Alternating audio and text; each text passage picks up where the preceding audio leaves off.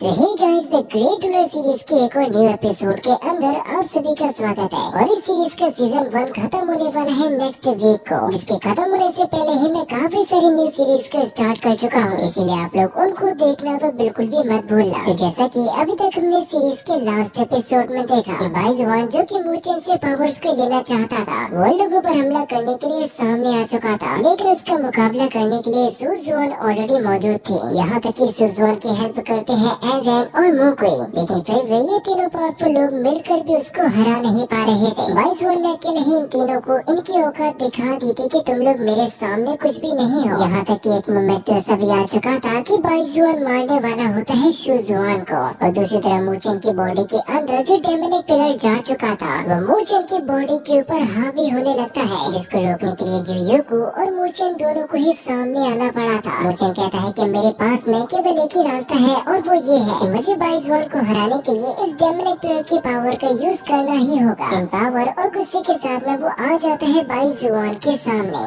और फिर यहीं से हमारे नेक्स्ट एपिसोड की भी शुरुआत हो जाती है। हम सबसे पहले देख पाते हैं मूचेन को, जैसे उस डेमोनिक पिलर के पावर को यूज करने की वजह से उसकी पूरी बॉडी के ऊपर काफी सारे ब्लैक स्कार्स आ गए थे। देखने में तो ऐसा लग रहा था जैसे कि मूचेन बहुत ही जल्द बन जाएगा एक डीमन, लेकिन मूचेन तो बिना डरे ही अटैक करने को जा रहा था बाइजुआन पर, जो चीज देखकर आखिर बाइजुआन भी कैसे रुक सकता है। इसीलिए वो अपने खतरनाक स्पीयर को लेकर हमला करने के लिए आ रहा था मूचेन के ऊपर। बाइजुआन कहता है कि लड़के, क्या तुम्हें मौत से डर नहीं लगता? जिसके तुरंत ही बाद उसने मूचेन के ऊपर अपना एक काफी पावरफुल स्लाइसिंग अटैक कर दिया होता है। इस अटैक को मूचेन ने बहुत ही आसानी के साथ में रोक लिया था, और इन अटैक्स की वजह से जो पावर क्लैशिंग हुई होती है, उसकी वजह से सभी लोगों को मूचेन की ताकत के बारे में पता लग गया था। मूचेन जब थोड़ा सा पीछे आ जाता है तो फिर वो सुजुआन से ये कहता है कि अभी इस टाइम पर तुम में से कोई भी मेरे करीब आने की कोशिश मत करना, हो सके तो अभी के लिए इस फाइट से दूर ही रहना, क्योंकि असल में मूचेन यूज कर रहा होता है डेमोनिक पिलर की पावर्स को, जो चीज मूचेन की स्पेशल बॉडी के अंदर बहुत ही ज्यादा खतरनाक तरीके से फैलने लगती है। वो तो शुक्र है जुयोको का, जो कि उसको बचाने के लिए मौजूद थी। जुयोको मूचेन की डिवाइन बॉडी से ये कहती है कि आखिर तुम ये क्या करने वाले हो? ये बात तो तुम भी जानते हो कि तुम इस ताकत के सामने ज्यादा समय तक टिक नहीं पाओगे, और ये इविल ऑरा बहुत ही जल्द तुम्हारी बॉडी के ऊपर हावी हो जाएगा। इसलिए मुझे ही कुछ करना होगा तुम्हारी हेल्प करने के लिए, जिसके लिए वो जैसे ही यहाँ से बाहर जाने लगे थे तो फिर मूचेन ने उसको रोक लिया था। वो कहता है कि रुक जाओ, तुम अभी ऑलरेडी अपनी काफी ज्यादा स्पिरिचुअल पावर को यूज कर चुकी हो, और तुम इसी तरीके से अपने पावर्स को यूज करते रहे तो फिर तुम हमेशा हमेशा के लिए स्लीप में चले जाओगे, जहाँ से मैं तुम्हें उठा भी नहीं पाऊंगा। जिस बात के बारे में जुयोको भी बहुत ही अच्छे तरीके से जानती थी, लेकिन फिर भी वो कहती है कि अब चाहे मैं स्लीप में ही क्यों न चली जाऊँ, लेकिन मेरे होते हुए मैं तुम्हें कुछ भी नहीं होने दूंगी।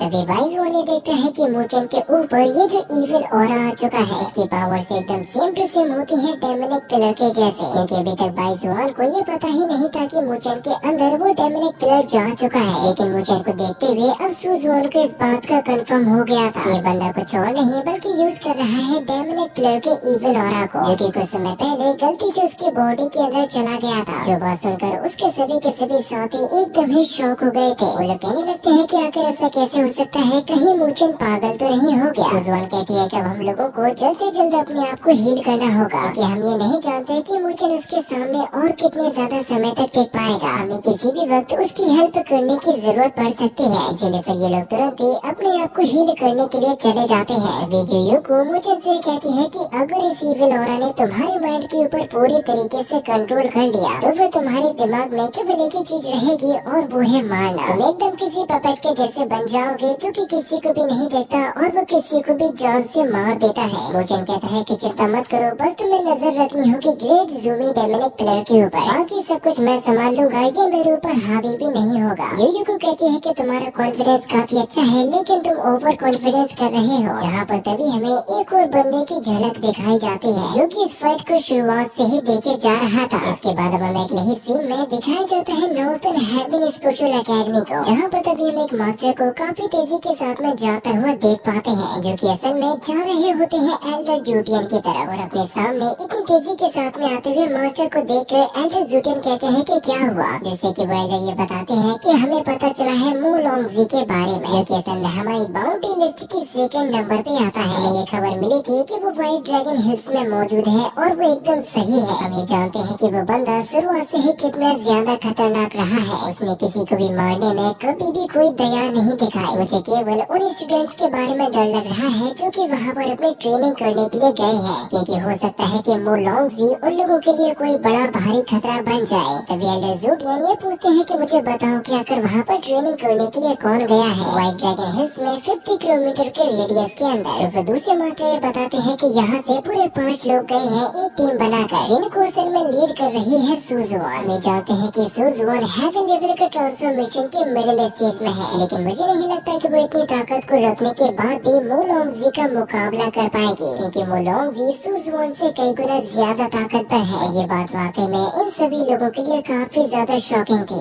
इसीलिए एल्डर जूटियन कहते हैं कि जल्द से जल्द यहाँ से रेस्क्यू टीम को भेजो और इन्हें पहुँचा दो व्हाइट ड्रैगन हिल्स में ट्रेनिंग्स की हेल्प करने के लिए। जितने भी स्टूडेंट यहाँ से गए हैं उन सभी को जिंदा वापस ही लौटना चाहिए। इसे मास्टर ये बताते हैं कि व्हाइट ड्रैगन हिल्स हमारी एकेडमी से थोड़ी ज्यादा दूरी पर है, जहाँ तक पहुँचने में हमारी रेस्क्यू टीम को वाकई में काफी ज्यादा समय भी लगेगा। अगर हमारी रेस्क्यू टीम जल्द से जल्द यहाँ से न निकले तो मुझे डर है कि कहीं मू लोंगजी हमारे स्टूडेंट्स के लिए कोई अनहोनी न कर दे। इस बात की टेंशन सबसे ज्यादा होती है एल्डर जूटियन को, लेकिन अभी भी उनको एक बंदे पर भरोसा होता है। वो कहते हैं कि मेरे ख्याल से अभी उतनी ज्यादा देर नहीं हुई है, क्योंकि उनको असल में भरोसा होता है शेन कांगशेन के ऊपर, जो कि हेवीली रैंकिंग के नंबर 1 पे आता है। केवल वही इकलौता बंदा है जो कि बराबरी की टक्कर दे पाएगा मू लोंगजी को। तभी फिर हम अगले ही सीन में देख पाते हैं बाई जुआन को, जो कि मुझे से ये कह रहा था कि यानी कि तुम डेमोनिक प्लेयर की पावर को भी ले चुके हो। बहुत अच्छी, अब तो दोनों ट्रेजर को लेने में मुझे और भी ज्यादा आसानी हो जाएगी। जो बात सुनते ही मुचेन उस पर हमला करने के लिए आ रहा था, जिसके ऊपर बाई जुआन ने अपनी स्पीयर्स की बरसात कर दी थी। लेकिन मुचेन इतना ज्यादा स्ट्रॉन्ग हो चुका है कि वो बहुत ही आसानी के साथ में इन अटैक्स को रोक लेता है। बाई जुआन कहता है कि मुझे यकीन नहीं होता कि तुम इस इविल ऑरा को तक एब्सॉर्ब कर चुके हो, और इसी की वजह से तुम इतने ज्यादा ताकतवर और निर्दयी बन चुके हो। जिसके अटैक को चीरते हुए मुचेन पहुंच जाता है उसी के सामने। वो बाई जुआन के अटैक्स को बहुत ही आसानी के साथ में डॉज कर रहा था, लेकिन बाई जुआन कोई कमजोर बंदा तो है नहीं जो कि इतनी आसानी के साथ में हार मान सकता है। उसने यहाँ पर लगातार इतने सारे अटैक्स कर दिए थे अपनी स्पीयर की मदद से। एक मोमेंट पर मुचेन को मौका भी नहीं मिल पाता उस स्पीयर से खुद को बचाने का, क्योंकि बाई जुआन ने अपना स्पीयर घोंप दिया होता है मुचेन के सीने में, जिसकी वजह से अब तो मुचेन को बहुत ही ज्यादा ब्लीडिंग भी होने लगी थी। लेकिन लगातार ही डेमोनिक प्लेयर की पावर को यूज करने की वजह से मुचेन को कोई भी दर्द फील नहीं होता कि वो इस स्पीयर को अपने सीने में से निकालते हुए बहुत ही तगड़े अटैक को कर देता है बाई जुआन के ऊपर। जो चीज देखते हुए बाई जुआन कहता है कि ऐसा लग रहा है जैसे कि तुम्हारी पावर बहुत ही ज्यादा मात्रा में इंक्रीज हो गई हो। समझ चुका हूँ कि इविल ऑरा के अंदर कितनी ज्यादा शक्ति है, लेकिन मुचेन तो उसकी किसी भी बात पर ध्यान ही नहीं दे रहा था। उसे केवल एक ही बात समझ आती है और वो है बाई जुआन को मारना। यहाँ तक कि मुचेन तो बाई जुआन को पानी के अंदर भी नहीं छोड़ता। लगातार ही उसके ऊपर इतने सारे अटैक्स को कर चुका होता है कि बाई जुआन धीरे धीरे करके अपने पावर्स को बढ़ाते जा रहा है। बाई जुआन कहता है कि इस वक्त पर एक बीस्ट और तुम्हारे अंदर कोई भी डिफरेंस नहीं है, क्योंकि तुम्हारे अंदर केवल एक ही चीज चल रही है और वो है किलिंग, जिसकी वजह से मुचेन बिना रुके हमले पर हमले करते जा रहा था। लेकिन ये बात भी सच होती है कि बाई जुआन मुचेन को मौका पड़ते ही घायल भी कर दे रहा था। इन इंजरीज से अभी हाल फिलहाल में से कुछ भी नहीं होता। वो दोबारा से एकदम रेडी हो जाता है बाई जुआन से फाइट करने के लिए। इसके ऊपर जैसे ही उसने अपने स्पीयर की मदद से हमला किया था तो मुचेन इसको भी डॉज कर देता है, लेकिन बाई जुआन बिना मौके को गवाए दोबारा से हमला करने को आ गया था मुचेन पर। लेकिन इस बार तो पलड़ा भारी दिखाई दे रहा था मुचेन का, क्योंकि उसने बाई जुआन को एक इतना ज्यादा स्ट्रॉन्ग पंच हिट किया होता है। वो सीधा पानी के अंदर चला गया था, लेकिन मुचेन उसको पानी के अंदर भी नहीं छोड़ रहा था। उन दोनों की इस फाइट ने पानी के अंदर भी तहलका मचा के रख दिया था, जहाँ से बाहर आते ही ये दोनों अपने काफी ज्यादा स्ट्रॉन्ग पंचेस को हिट करने लगते हैं एक दूसरे के ऊपर, जिनकी पावर क्लैशिंग ने इस पूरी की पूरी घाटी को तक हिला के रख दिया था। तभी हम वहीं पर मुचेन के बाकी के साथियों को देखते हैं जो कि अपने आप को हील करने की कोशिश कर रहे थे, जहाँ पर एनरन ये कहने लगती है कि मुचेन की बॉडी के अंदर ये जो इविल ऑरा आ चुका है, मुझे लगता है कि वो बढ़ते समय के साथ में अब और भी ज्यादा स्ट्रॉन्ग हो गया है, क्योंकि ये फाइट देखने में एकदम ऐसे लग रही थी जैसे कि दो बहुत ही ज्यादा पावरफुल बीस्ट के बीच में चल रही हो। यहाँ पर शूलिंगर को बहुत ही ज्यादा चिंता हो रही थी मुचेन की, लेकिन शूजुआन अपने साथियों को दिलासा देती है कि अब क्योंकि वो जागने में कामयाब हो गया तो मुझे लगता है कि जरूर से उसके पास में कोई न कोई रास्ता होगा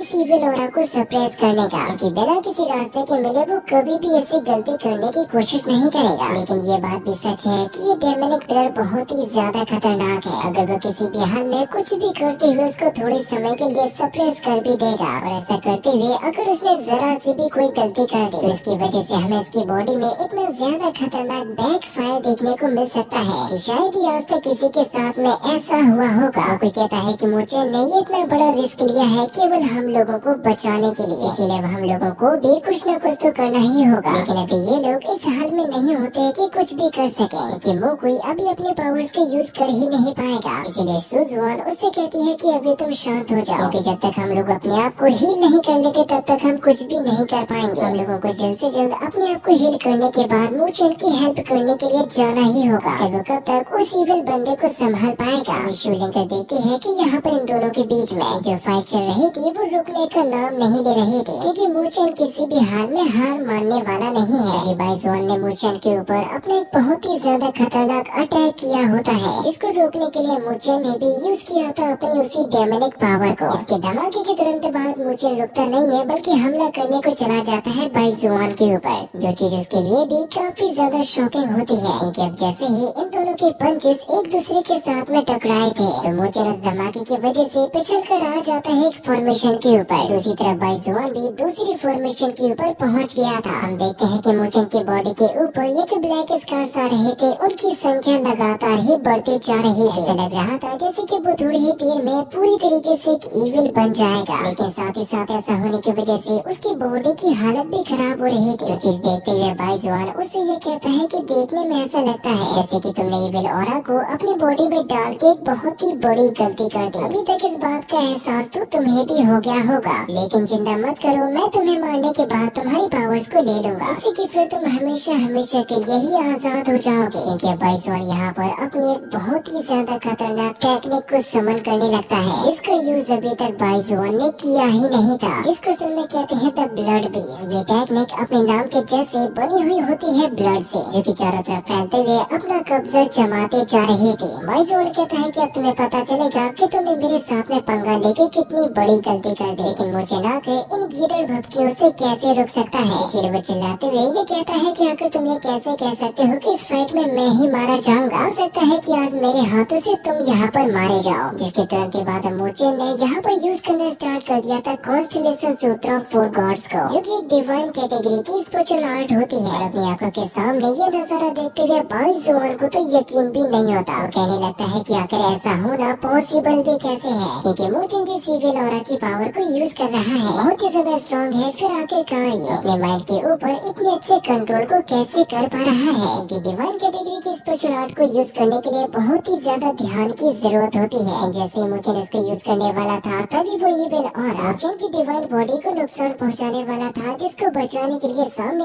आ जाती है जियो को। जैसे कि फिर मुचेन जियो को से कहता है कि तुम्हें किसी भी हाल में बचा कर रखना होगा मेरी डिवाइन सोल को, और साथ ही साथ इस ग्रेट ज़ूमी डेमोनिक प्लेयर के ऊपर भी ध्यान रखना होगा कि इस बार फाइनली मुचेन ने समन कर लिया होता है यहाँ पर व्हाइट टाइगर को, कि कितनी ज्यादा स्ट्रॉन्ग टेक्निक होती है इसके बारे में हम सभी जानते हैं। लेकिन ये नजारा देखकर बाइजोन को अपनी आंखों पर यकीन ही नहीं होता। कहता है कि आज तुम्हारी मौत मेरे ही हाथों से होगी। इसके तुरंत बाद इन दोनों की अटैक्स एक दूसरे पर होने के लिए चले गए थे। और इसके आगे जो फाइट होने वाली है उसको हम लोग नेक्स्ट पार्ट के अंदर देखेंगे।